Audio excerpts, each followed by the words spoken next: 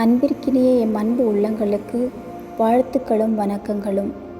இன்றைய நற்செய்தி மத்தேயு அதிகாரம் 6 இறை வசனங்கள் 7-15 முடிய.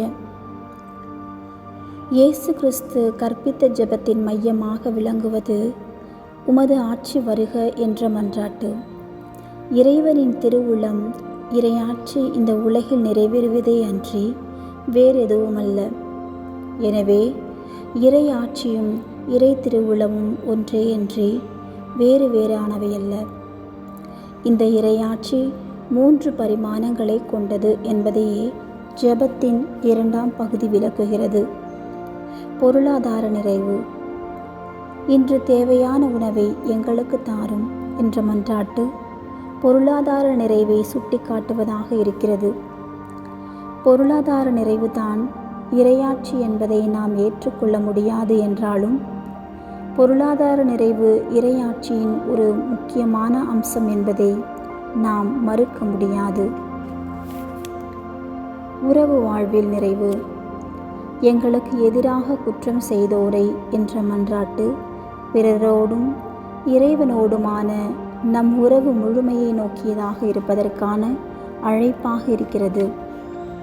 உறவு வாழ்வின் மிகப்பெரிய தடைகளான வெறுப்பும் கசப்புணர்வும் மன்னிப்பின் மூலம் அகற்றப்படும் போது நம் உறவு வாழ்வு செழிக்கும் என்பதில் எந்த சந்தேகமும் இல்லை. ஆன்மீக வாழ்வில் நிறைவு. கண்ணுக்கு தெரியாத எதிர்மறையான சக்திகளும் நாம் நிறைவான வாழ்வு வாழ்வதற்கு தடையாக இருக்கின்றன என்பதையே தீயோன் என்ற சொல் சுட்டிக்காட்டுகிறது.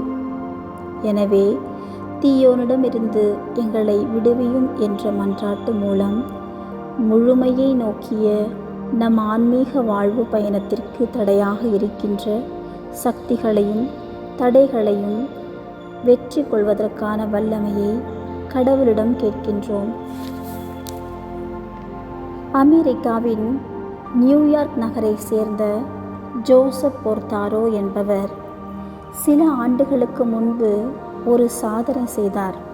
அதாவது, ஒரு சிறிய நாணயத்தை எடுத்து அதில் கர்த்தர் கற்பித்த ஜெபத்தை 17 முறை எழுதினார்.